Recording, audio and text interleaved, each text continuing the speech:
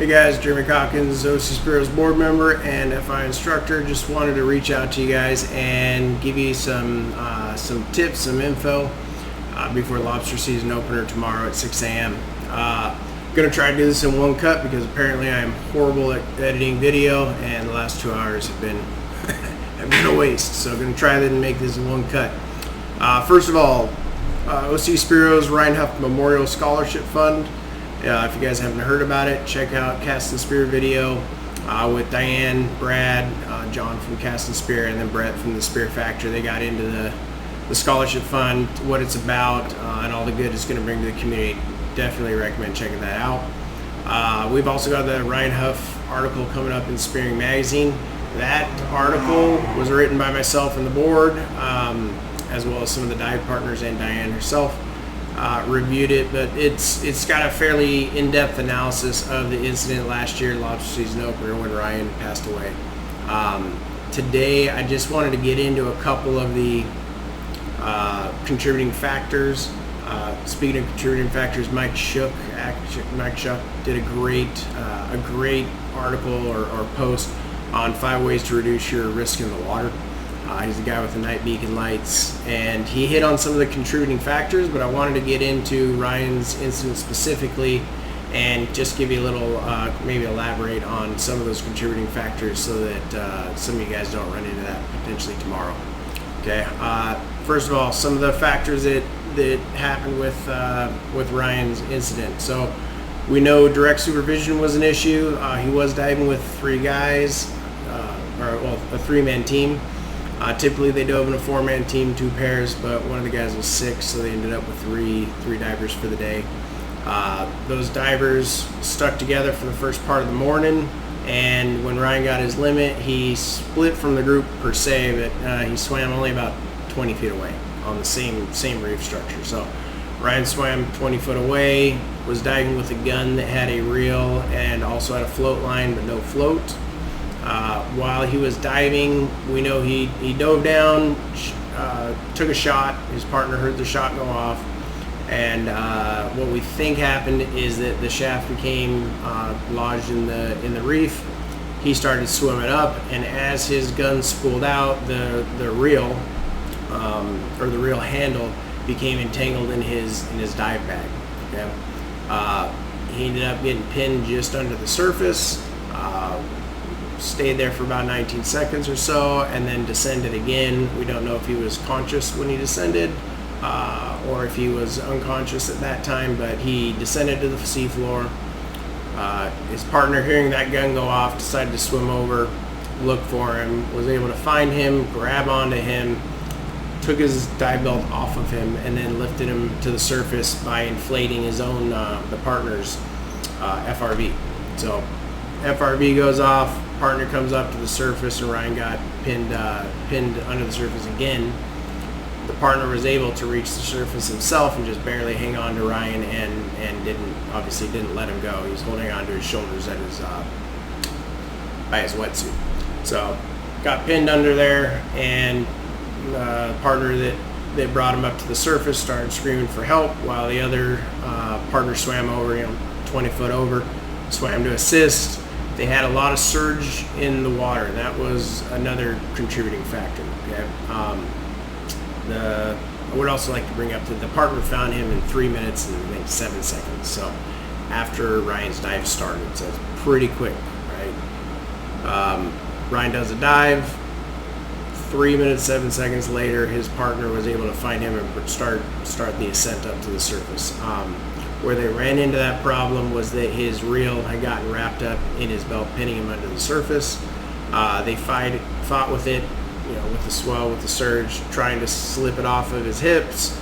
It actually took him a little while to even know what was holding him underwater because the viz was similar, probably what tomorrow's going to be like 6 to 10 foot, right?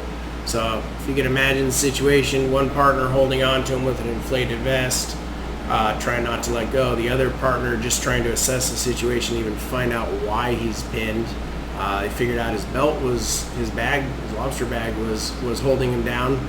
They didn't initially know that it was his reel and his gun that was wrapped up in that, right? So think of Partner's at the surface. Ryan's head's maybe 3 feet under the surface. That means his belt's down at 7 foot.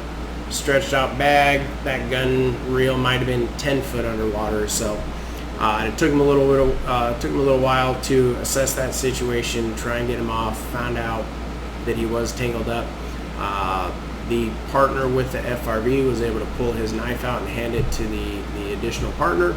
They're trying to cut the bag loose, cut it off of his belt. They tried to undo the quick release clasp. You know, it's one of the mutiny style waist belt bags. I'll show you a picture here at the end of that. But he was unable to cut it off of him while he was working on that. Another guy in a jet ski called 911, rushed over and jumped in the water with a knife, was able to swim underneath the group of guys and cut him free from the mono down by the shaft. At that time, Ryan hit the surface. They swam into the beach, and lifeguards met him there and rushed him to the hospital, where he was later pronounced dead. But on those contributing factors, just wanted to bring up that diving with partners, staying one up, one down, paying attention to your partners. I mean, they did separate for about 20 foot for a couple of minutes, but the partner started searching soon after he had heard that gun go off. So he heard the gun go off, popped his head up, looked around for Ryan. Ryan didn't surface, and then the guy initiated the search. So imagine how many times a typical diver, you guys have been lobster diving and come up and seen your partner 50 or 100 feet away. Right? This incident happened when they were roughly 20, maybe 25 feet away from each other. Right? Poor visibility. You know, if we're in Catalina and they had 80-foot viz, you might have been able to see Ryan and the whole situation from the surface, right? But they were in 6 to 8 foot viz, similar to what tomorrow's going to be like. So please take that with a grain of salt. Know your ingress, egress locations if you're doing some beach dives.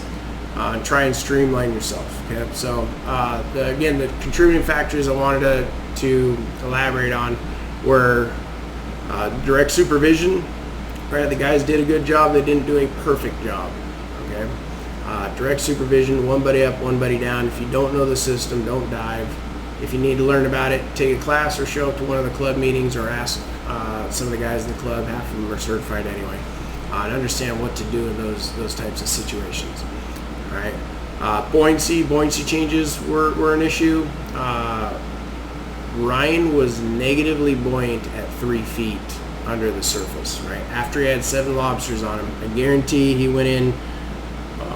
Pretty sure he went in with roughly a 20 to 25 foot neutral buoyancy when he went out diving.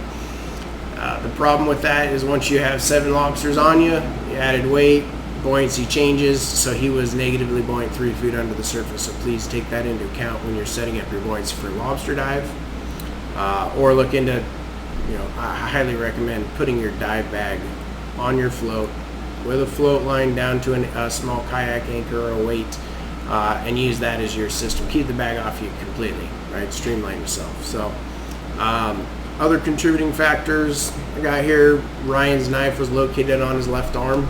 Ryan was one of those guys that he was a type A personality, right? He seemed to be pretty good in high stress situations. Part of that leads me to believe that he may be blacked out as soon as he started that or hit that first ascent for a couple of seconds, because I feel like he probably would have pulled the knife out. The concept of it being on his arm was a potential contributing factor, though, because if, say, his arm, his opposite hand, got wrapped up in that shooting line or in his bag, then he would not be able to access it. So that knife should be in a position where you can grab it with both hands, either on the front of your belt or on the inside of your calf. Again, if it's on your calf and you're a little bit on the heavy side, right, make sure that you can reach all the way around your belly and get down to that knife with both hands. Okay? So again, today just wanted to really quickly elaborate on some of those contributing factors for the dive for Ryan Huff's death last season opener, and like to make sure that you guys don't make the same mistake. So take a picture of this picture and let that